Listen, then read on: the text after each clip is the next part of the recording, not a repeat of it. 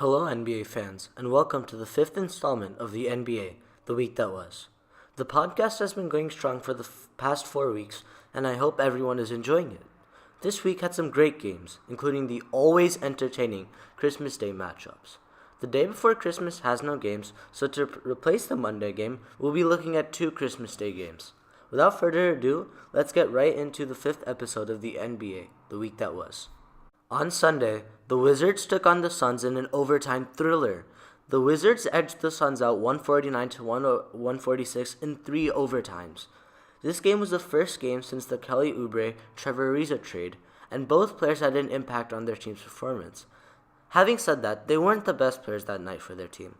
Devin Booker of the Suns had 33 points and 14 assists, while Bradley Beal of the Wizards had his first career triple-double with 40 points, 11 rebounds, and 15 assists. However, major news for the Wizards this week comes with their star point guard John Wall undergoing season-ending heel surgery. Wall has been playing through his injury for 5 or 6 games, but on Saturday, December 30th, the Wizards and Wall decided on going through with this surgery. To be honest, John Wall receiving $170 million across the next 4 years is the biggest waste of money for the Wizards. Wall is playing nowhere close to deserving the amount of money he is receiving, and he isn't helping in off-the-court issues either. Hopefully, John Wall can change my mind next year and play up to the all-star potential he has and the all-star money he's receiving. Christmas Day Game 1 was between the Houston Rockets and the Oklahoma City Thunder. The Rockets won 113 to 109. Reigning MVP James Harden led the way with 41 points and 7 assists, along with a dagger floater with 20 seconds to go. Paul George did have 28 points and 14 rebounds, but the Thunder just couldn't stop Harden and company. The chef has been cooking over the last 9 games. He has scored over 30 points a game and has led the Rockets out of the trenches and back into the 5th seed. They're 9 of their last 10, and they are playing without point guard Chris Paul.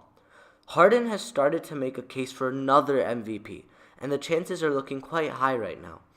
In the first episode of this series, the Rockets are 9-10 and not looking good. However, I said that the Rockets will soar back and be a strong contender, and guess I was right.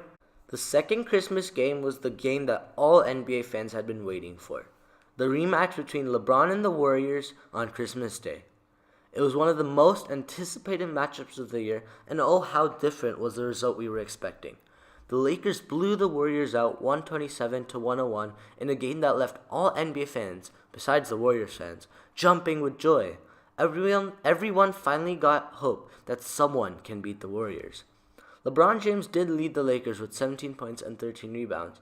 However, he suffered a groin strain in the third quarter and was forced to sit out for the rest of the game. It looked like the Warriors now had an easy road back to the game, but Rajon Rondo and the young core of the Lakers stepped up and denied the Warriors of this chance. The Warriors have not been showing their sheer dominance they've showed the past 3 years. Klay Thompson is losing his touch. Chemistry has been an issue. They can't close out games. I wonder what will happen to them this year. I believe this will be the first year after a long 4 years in which the Warriors don't make the playoffs. On Wednesday, the Pelicans lost to the Mavericks 122 to 119. It was another loss for the Pelicans and another win at home for the Mavs. Anthony Davis had 32 points and 18 rebounds, but besides Drew Holiday and Julius Randle, I don't see anyone helping Davis on a game-by-game basis. Luka Doncic, one of the greatest rookies to ever play, was 1 rebound shy of being the youngest player to have a triple-double. He had 21 points, 10 assists, and 9 rebounds. Luka and the Mavericks do want to make the playoffs this year, but with the way they're playing on the road, that is going to be very unlikely. Only 2 of their 17 wins have come on the road, and 15 of their 18 losses have been on the road. The American Airlines Center is a fortress for them, but once they step out of that building, it leads to tough times.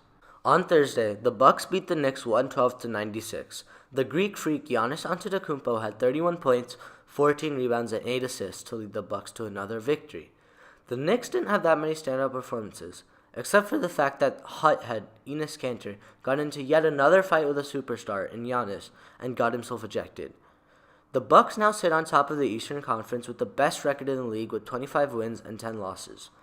I believe the development of Giannis as an inside monster has led to significantly more three-point shots, which has led to their success.